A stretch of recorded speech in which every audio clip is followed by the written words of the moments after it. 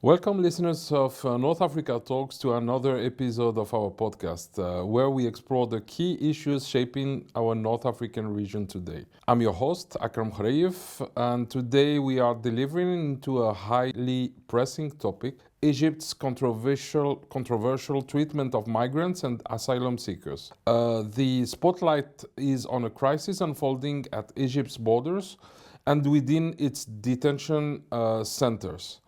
As a country positioned at the crossroad between Africa, Middle East, and Europe, Egypt has increasingly played a critical role in managing migration flow to these continents. However, as highlighted in a recent report by the Rosa Luxemburg Stiftung North African Office, Egypt's migration policies have sparked deep concerns regarding human rights violation and international law breaches. Our guest today is Sofian Philip Naceur, an expert on African and North African migration policies, journalist as well.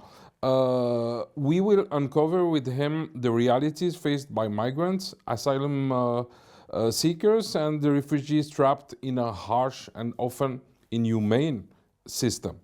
From arbitrary detention to the lack of proper legal protections, Egypt's approach has been largely driven by political calculation and security concern as well, often at the expense of the very people it claims to be helping. Sofian, welcome aboard. Thanks a lot, Akram.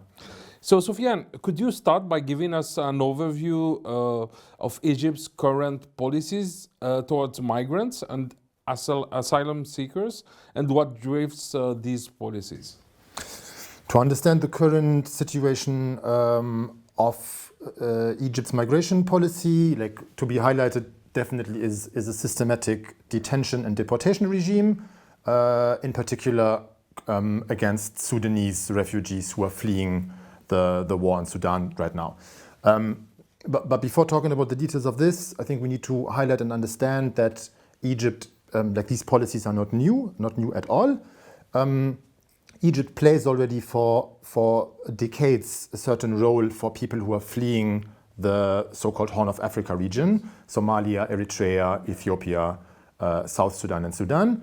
So for decades, we're having a lot of people who have been fleeing conflicts and war, famine, poverty, persecution in these countries, and who are trying to flee north. Not necessarily to Europe, but definitely trying to flee to Egypt. And Egypt has always responded to increases of arrivals of refugees and people who are seeking protection by harsh security measures, meaning mass deportations.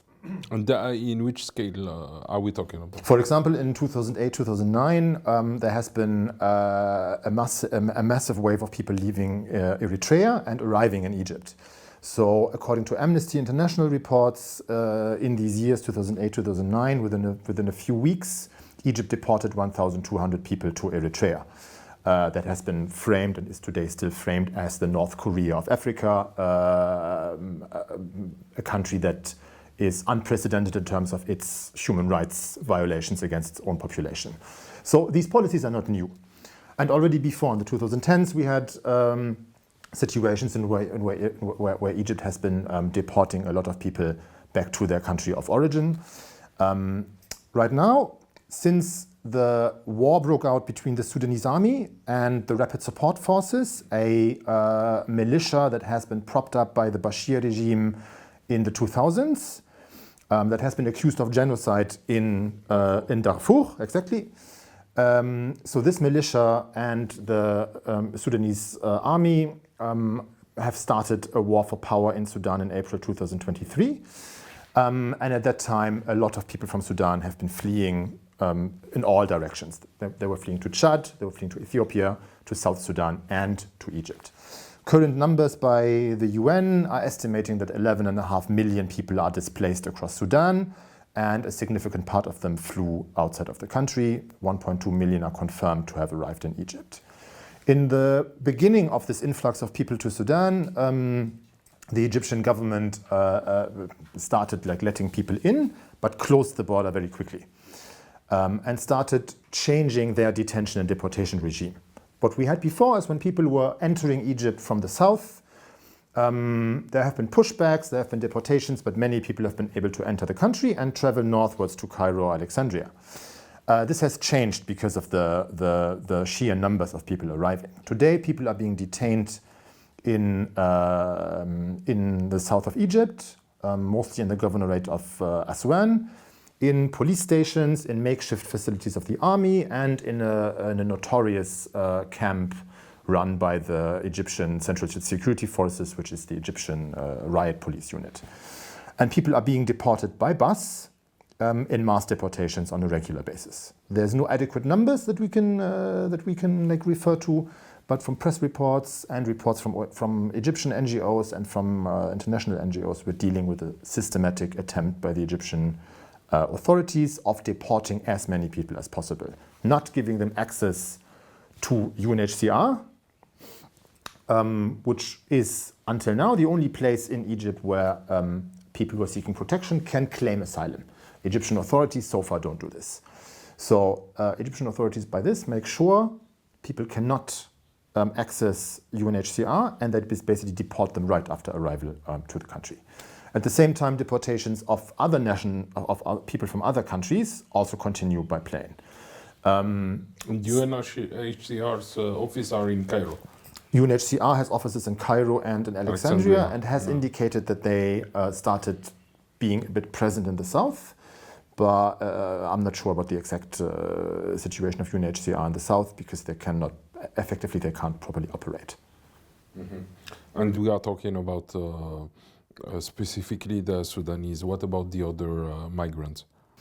Right now, there's really, when it comes to also the reporting of local activists, of NGOs, of initiatives that are dealing with refugees, self-organized, like refugee-led organizations. The focus these days is on Sudan. In the past years, we had a bit of campaigning by civil society regarding Eritrean refugees who have been present in Egypt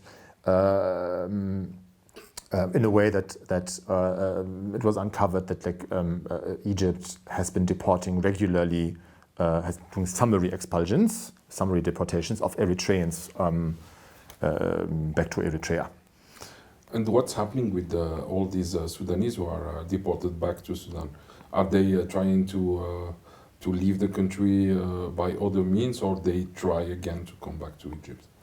That's a good question. Because there's a gap of availability of information, but many people have been basically handed over to Sudanese authorities.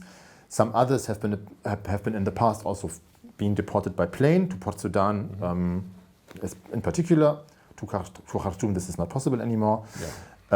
And of course, like in many other contexts as well, deportations to Eritrea. It always, with these kind of regimes in power, you never know how authorities would deal with people. But you put people in the risk of being interrogated, questioned, and even tortured, particularly in countries like Eritrea, after arrival.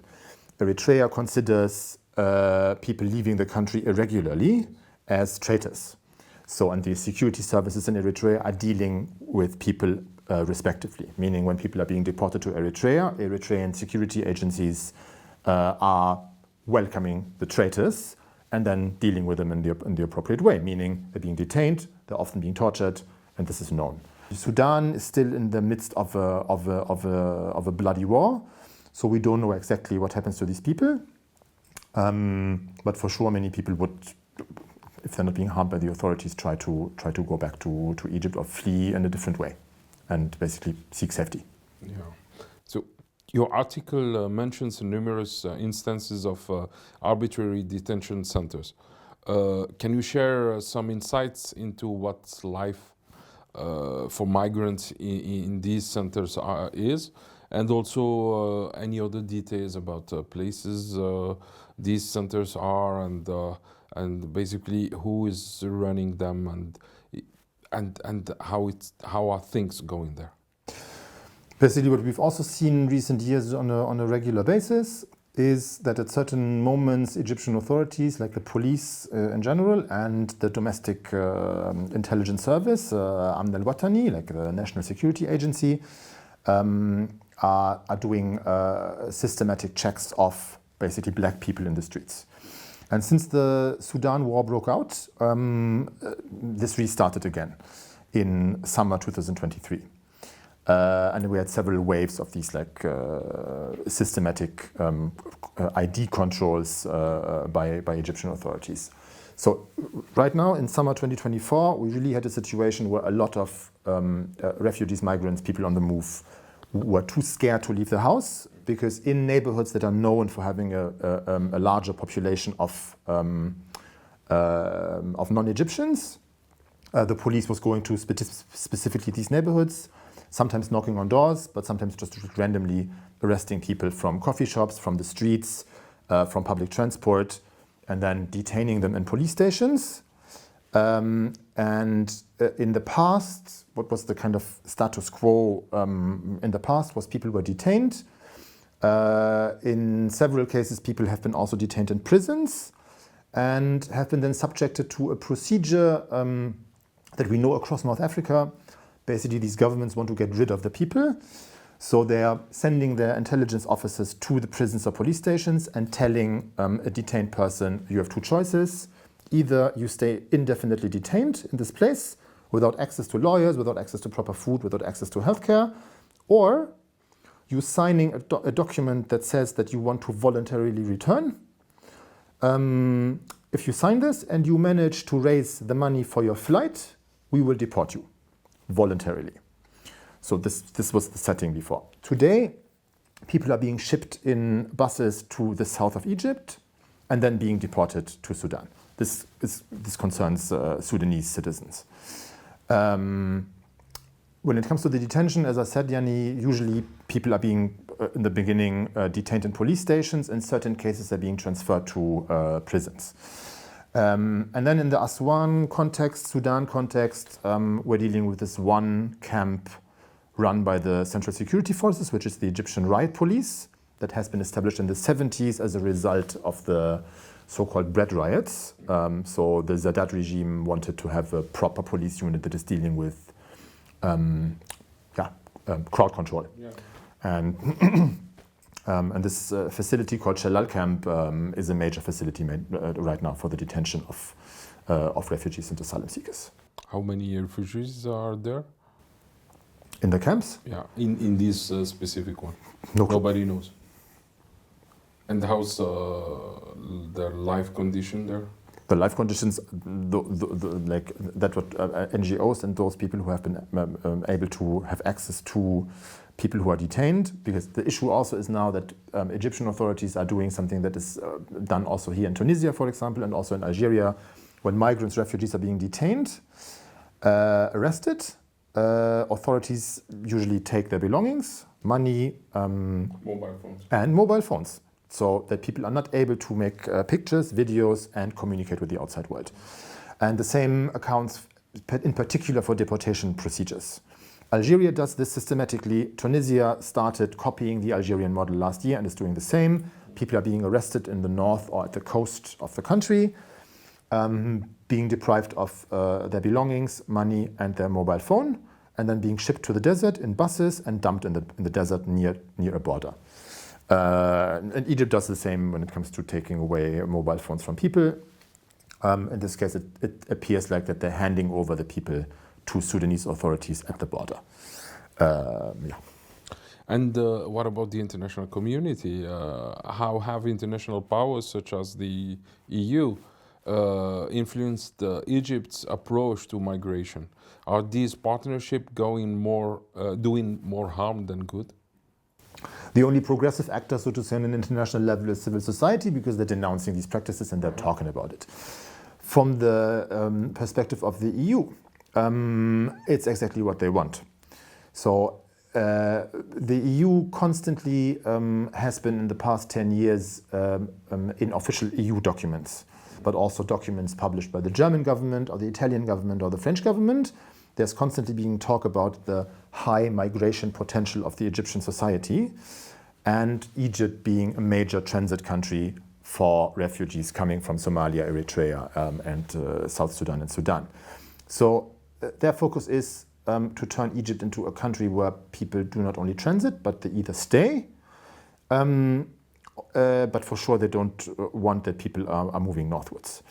When it comes to the Egyptian population, this is a concern that is misleading, because a large part of Egyptian migrants do not go or want to go to Europe. The majority of Egyptians is working in the Gulf.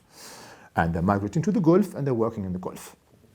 And yes, there's been also Egyptians who have been crossing from Egypt to Libya and from Libya to Italy, or now to Greece, but the numbers remain relatively small. However, for the EU, the EU's so-called border externalization policies across North Africa, we're seeing a policy in which the EU and EU member states are providing Egypt with, or North African countries, with police trainings and equipment for security agencies. So the German government, for example, has since 2015 systematically equipped several airports in Egypt with devices to detect forged documents, to scan luggage, to basically secure the airport in a way that people cannot leave irregularly, so to say, without a visa. So then we're talking police trainings. We're talking police trainings done by the Italian government and the German government, also partly financed by the EU. Trainings for airport officials. We're also dealing now with an 80 million package financed by the EU to train the Egyptian coast guards and to equip them with vessels. So they're basically giving Egyptian authorities the hardware and the training to close borders and make sure that people do not continue northwards. The second approach of the EU is development aid. So what was before called development aid today has been used to, also in a very misleading way, that's the official terminology, to combat root causes of migration. So they're basically saying we're doing a little bit of like improvement of livelihood conditions in certain areas in Egypt where there's a lot of Egyptians leaving, or those communities that are hosting a lot of migrants and refugees from the Horn of Africa region, or now Sudan. So we're doing a little bit of improvement of like the access to water, the access to health, and basically trying to vocational training, all of this kind of stuff that tries to portray a picture of EU policies there as we want to help people. At the end, the goal of this is not to help people, but to contain people outside of Europe. So this is the major goal of the EU, and they do this by police training and development aid. And particularly since the war in Sudan started, the EU has been ramping up these policies in Egypt. But don't you think that this money should go to the real root cause? I mean, the countries from where the migrants are coming, rather than trying to fix them in Egypt? For this question, we have to understand like why are people being forced to leave, and there we're not. There we can also talk about Tunisia. Why are Tunisians like leaving the country and going to Italy? Yeah. Why is also some Egyptians are going to Algerians as well, and Algerians as well. So and this has not to do with migratory policies or with a little bit of lack of access to water or something. Like if there would be a real interest in making the movement of people safer and orderly, this is the way how the EU and its proxies are talking about migration, then you need to talk about trade policies, you need to talk about economic policies, because people are massively leaving, because people are leaving Nigeria because Western oil companies are drilling for oil and gas, and they don't care at all about the impact of their drilling for the local environment. So the same accounts for trade policies. Trade policies, trade contracts, bilateral trade agreements are not done in a way that we're dealing with a win-win situation, but we're dealing with an exploitative setting in which the EU is using its economic and fiscal power to force countries to sign economic agreements that are not favorable for them. and that have been, since the decolonization in the 50s, 60s, and 70s, systematically made sure that these countries remain dependent on the economic center of the world, which is like one of these centers is the EU. Tools like this are also the CFA franc, for example, like on a currency level. We're trying to, where the French government is controlling the currency of roughly a dozen West African states, and keeps its fist in front of these governments. In the context of Egypt's security concerns, how is the narrative around the migration being shaped by the official discourse or political discourse, and what impact does this discourse have on public perception? How does the Egyptians react to that?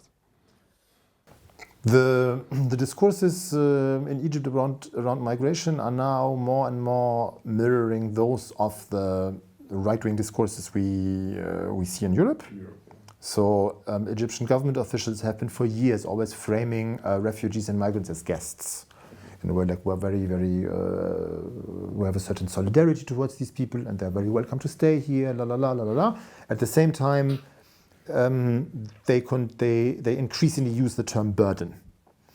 Also in the context of the lack of the Egyptian state of providing proper living conditions for its own population. So they're basically saying, like, we are not able to maintain a certain stability of the currency and prices, or we're not able to tackle shortages of certain things, from medication to food that have happened during a few peaks of economic crisis in the past 10 years.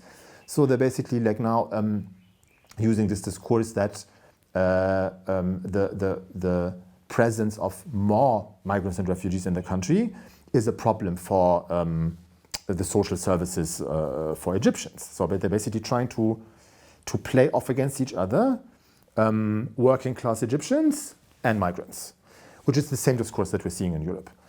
So we're seeing a similar pattern here, and the interesting and very scary development that we also had right after the war started in Sudan in April 2023. Hate speech campaigns have been materialized online, something we've already seen in the past 10 years since Sisi took over and really got the security agencies into a key position of the Egyptian state. And these campaigns appear to have been coordinated, and the origin might be Egyptian authorities itself.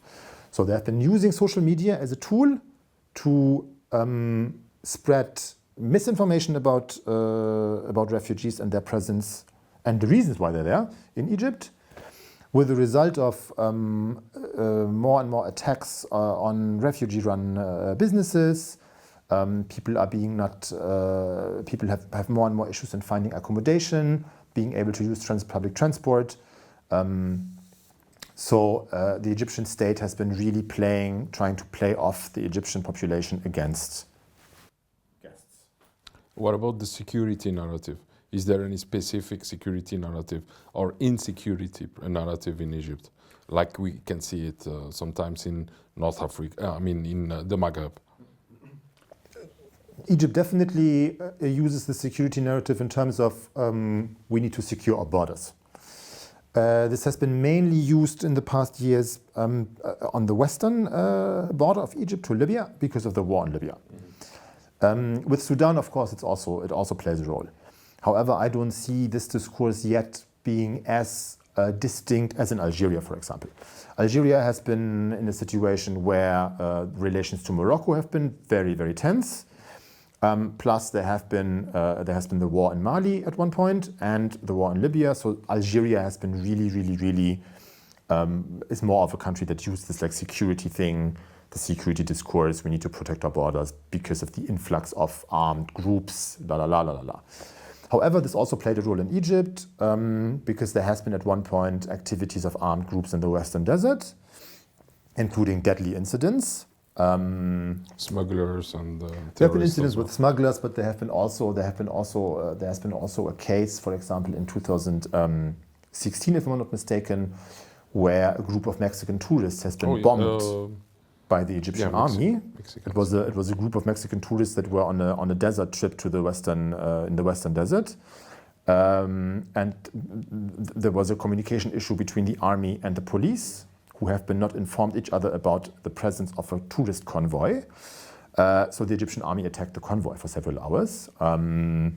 So there has been tense situations like this. However, the situation in Libya is more stable right now, and we also have to be aware of the fact everything that concerns smuggling over Egypt's borders.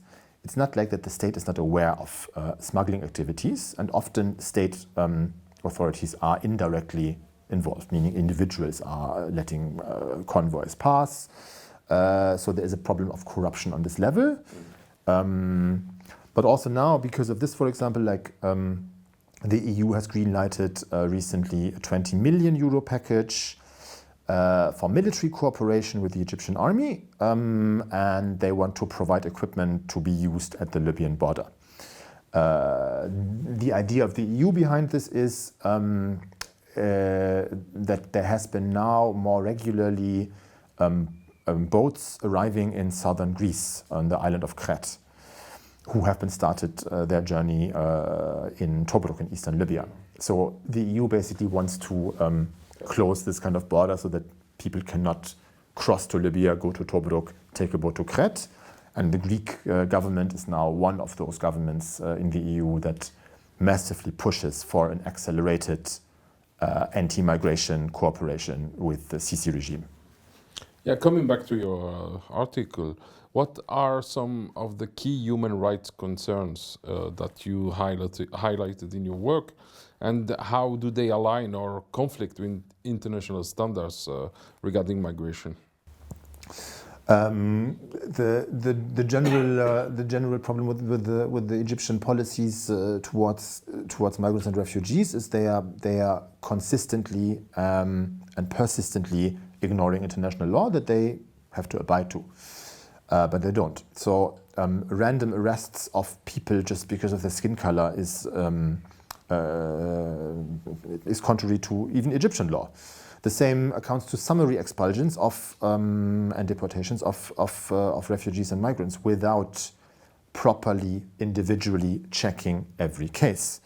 So what Egypt is doing with the detention and deportation policy is systematically undermining and ignoring the Geneva Convention, which Egypt has signed and ratified in 1981. This is the key point, I would say.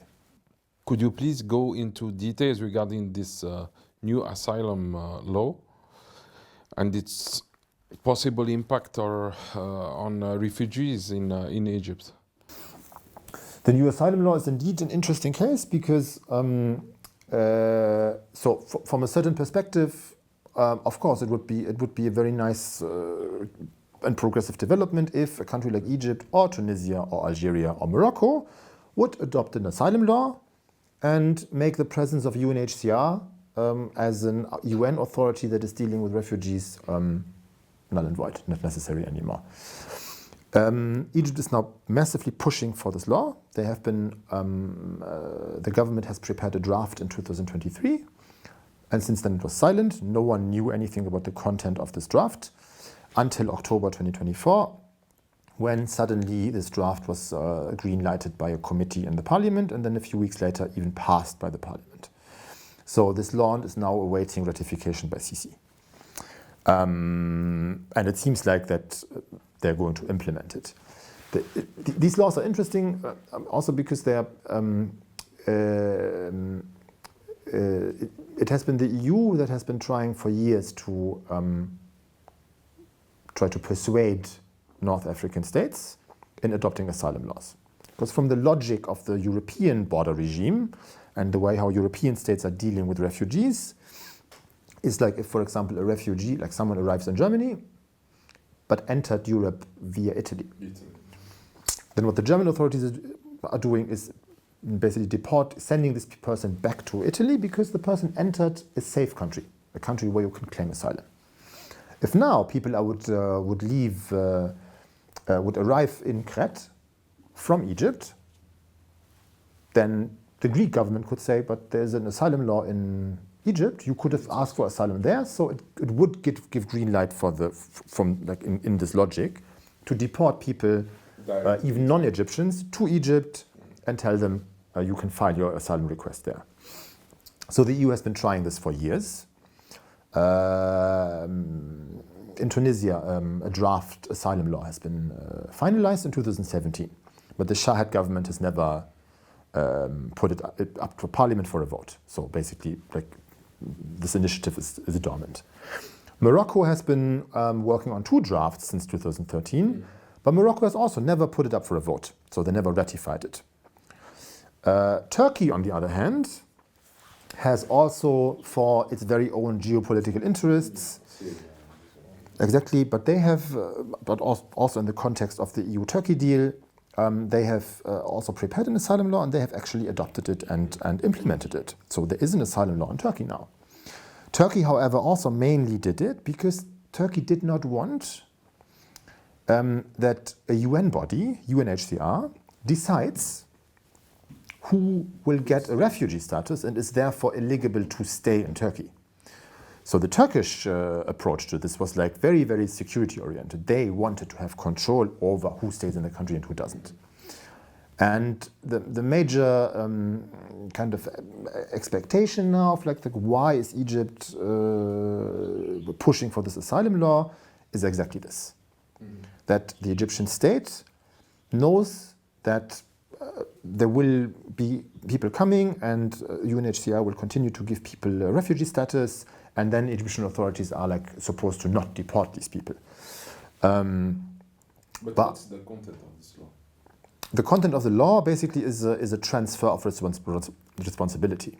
So far, the setting in Egypt is there's a memorandum between UNHCR and Egypt that basically says that UNHCR is dealing with refugees and that refugees can go to UNHCR, apply for asylum, and then either they get the status or they're waiting. So you have the two and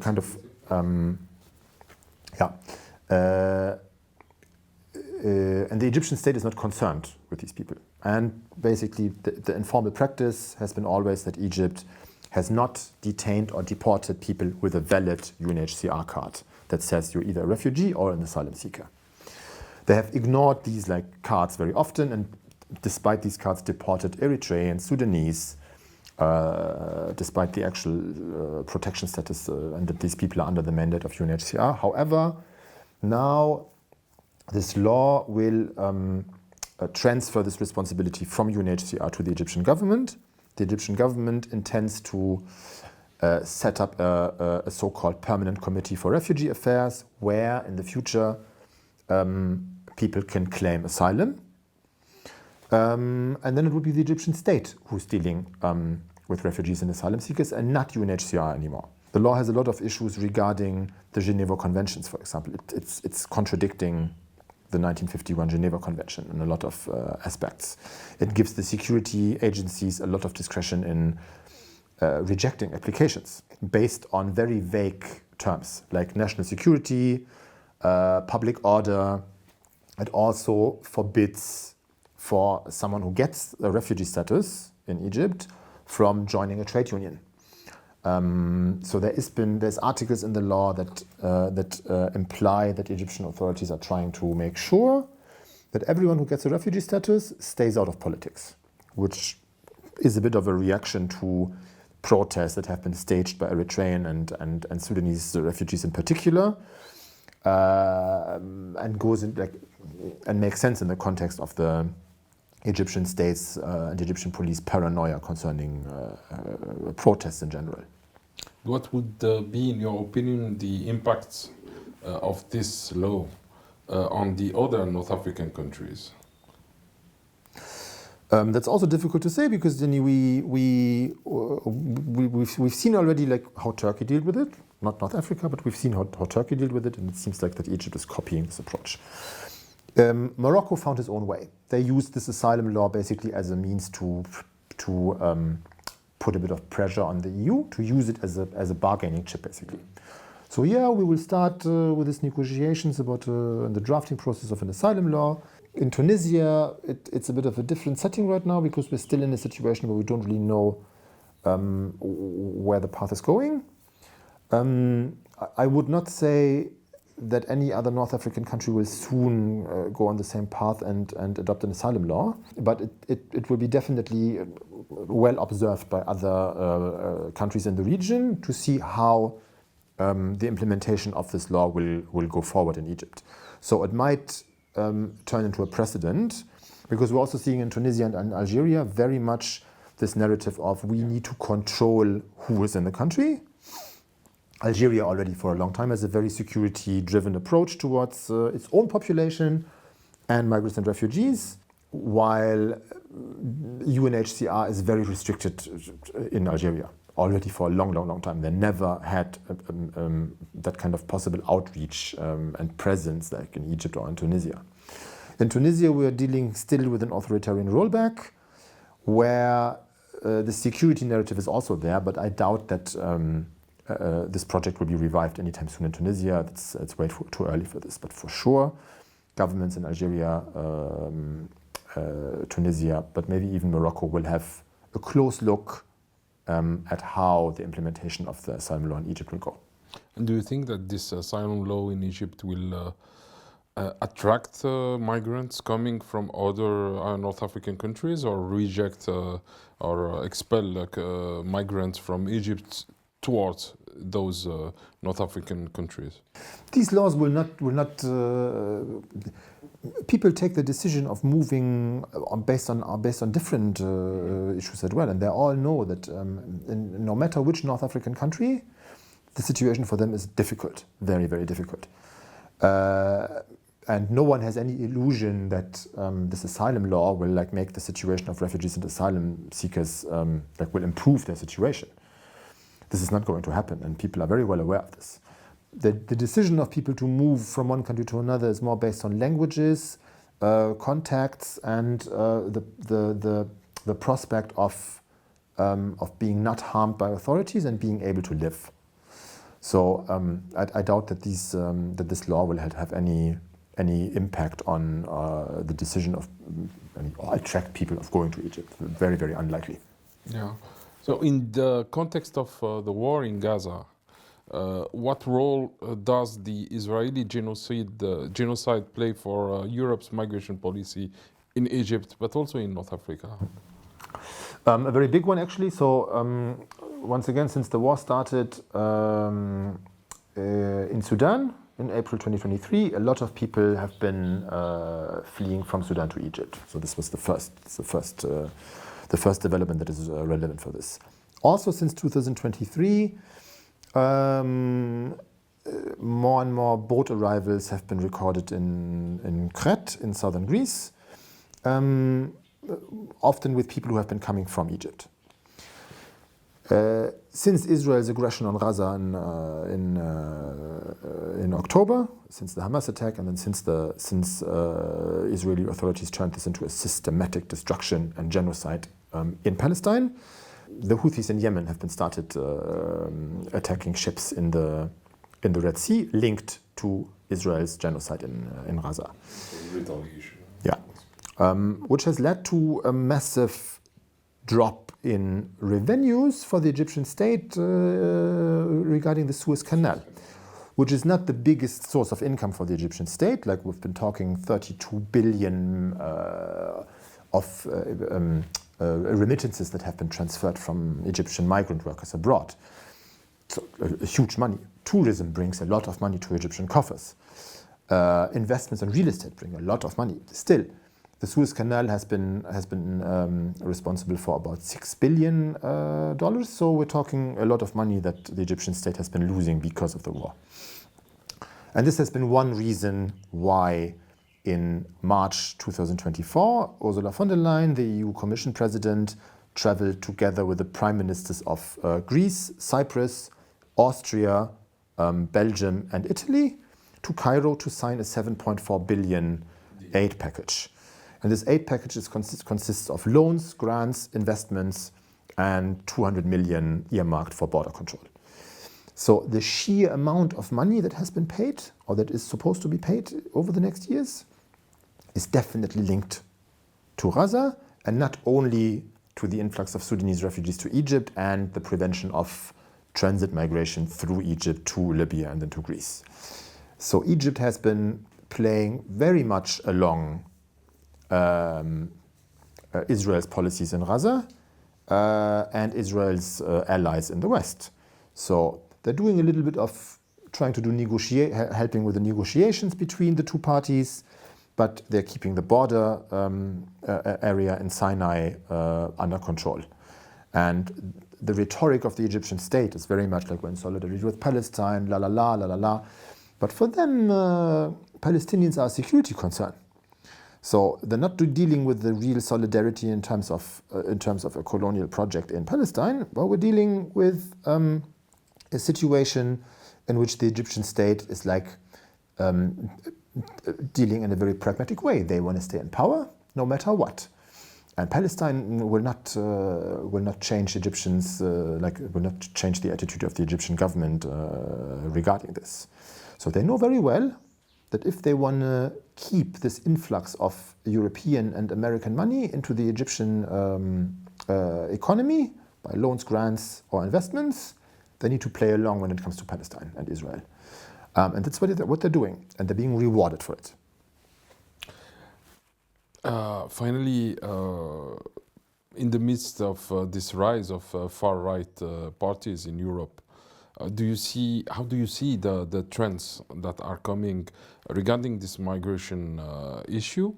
Do you see North African countries are willing to enforce the European migration policies, or do you see a kind of rupture that will come between the North African countries and these countries that will be led by far-right parties? The migration field shows us, unfortunately, that North African countries are portraying themselves in a setting as if they're trapped. Trapped in a way that increasing presence of African or Arab refugees in North African countries is being framed as it's the result of European border closures, of European border regime policies. But it's not our concern. We can't just deal with the results of the policies of the North. So sorry, but we're not going to take care of everyone. So we deport them south. So the reaction of this is the kind of the narrative that North African countries are always playing, and then in those certain situations when it's necessary, they're kind of actively fueling hate speech. Algeria did this under Prime Minister Ahmed Wahia in 2017, where there's been a public campaign against refugees and migrants to get the population with them in the boat in a campaign against foreigners. In Tunisia, we've seen this in 2023. In Egypt, we've seen this in 2013, and we're now seeing it again. However, the only way out here is not a way in which we're just copying what the Europeans are doing, but to actually be aware that these policies are a result of neocolonial, of a neocolonial setting that will not be solved by just copying the policies of the North. There has to be an African integration, and there has to be a strengthening of certain policies proposed by the African Union, for example. The African Union has been proposed years ago, a freedom of movement protocol that has been not adopted by the majority of African Union member states. So there would be a possibility of a more cooperative approach towards African affairs. However, North African countries only partly consider themselves as part of Africa. They're part of the Arab League, and they always consider themselves as something in between the global North and the chaos of the African continent. And this narrative has to be challenged in North African societies to also change the approach towards migration and not falling into the trap of just copying the policies of the far right in Europe. Yeah, we have seen this freedom of movement success within the ECOWAS countries, for instance. that allowed to a lot of people to have a second breath somewhere else within the ECOWAS countries, and this could be implemented. You also, I think, my humble opinion, missed something. I think that wars should stop first. We should first focus on conflicts that are gangrening this area, in particular the Sahel, but also in Central Africa. The main focus should go to stopping wars. Today, the war in DRC made 6 million deaths, and this is something unacceptable. Nobody's talking about it in the news, and nobody's trying to find solutions. But also this has to be accompanied by, because the basis of all of this is social injustice and social inequality on a global scale. So without an economic and integration, this is not working. So African countries, Arab countries, have to work more with each other and trade more with each other, and it's possible. One of the most obvious examples would be Morocco and Algeria, for example. Morocco has a lot of agricultural production, Algeria doesn't, but Algeria has oil and gas. So there is natural, obvious examples where economic cooperation and integration could work and could basically sideline the EU.